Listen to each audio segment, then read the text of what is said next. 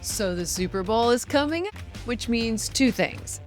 Everyone suddenly becomes an expert on the teams they didn't even know existed 3 months ago, or we all secretly hope the commercials and snacks will be better than the game.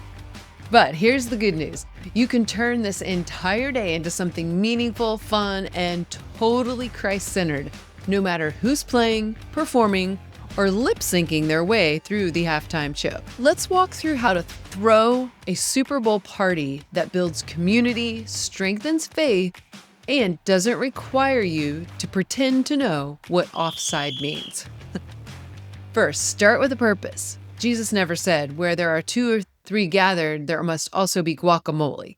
But he did say, where 2 or 3 are gathered in my name, there I am with them. That's from Matthew 18:20. People are craving connection. They're craving hope.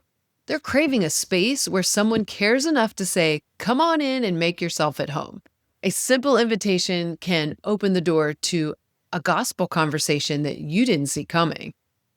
A new friendship for someone who's lonely. A safe place for someone who's been burned by the church. A richer fellowship for believers who just need a little encouragement.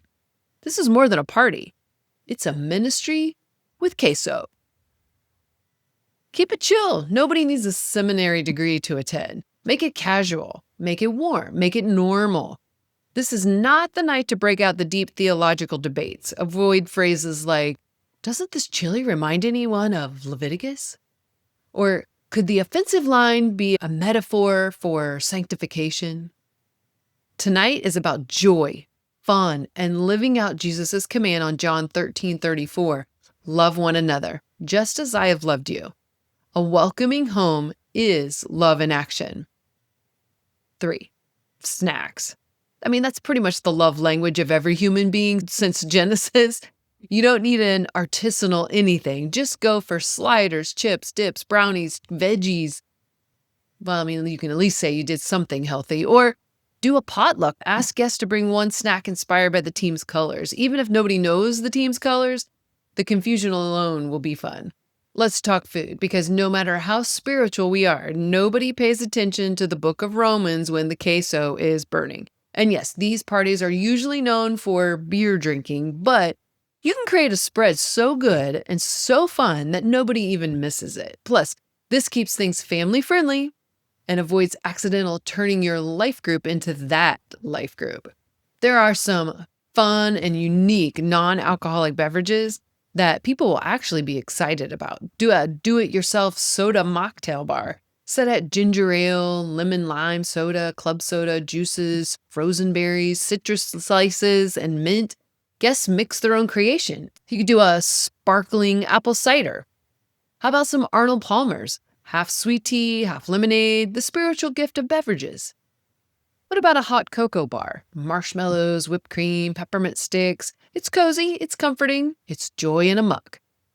A great spread does more than fill stomachs. It opens conversation, lowers walls, and makes your home a place where people want to stay. That sets the stage for deeper connection and deeper faith. Why not add a few lighthearted activities? This keeps everyone engaged, even when the folks who think tight end means that you gave up carbs. Why not try commercial bingo? Maybe free printable bingo cards? You can find them online.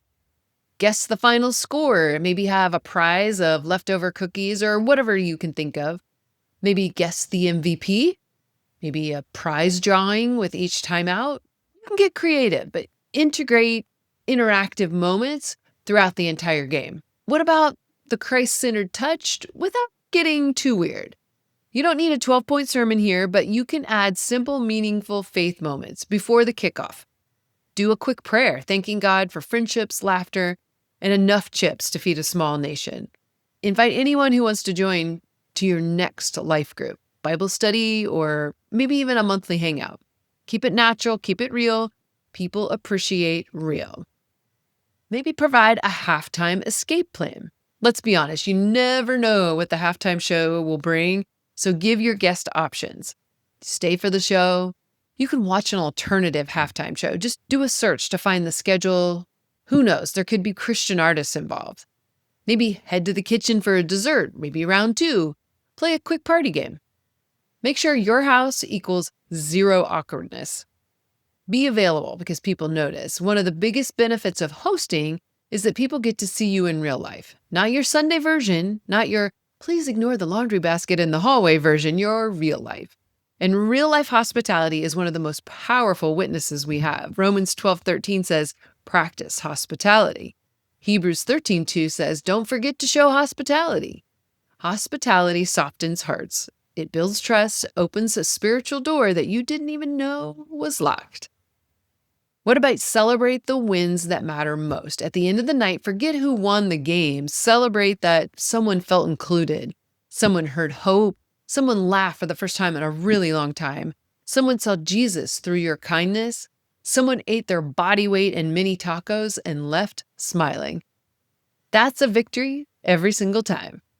A Christian Super Bowl party isn't about turning your living room into a church revival with nachos. It's about using something the whole world is already watching to build relationships, point to Jesus, and create moments of genuine connection. Throw open your door, turn on the game, pass the chips, love people well. That's how you win, no matter what the score is. If you found this helpful or inspiring, please take a second to like the video or leave a comment and let us know what your Super Bowl plans are. Thanks for tuning in and keep learning and sharing the good news.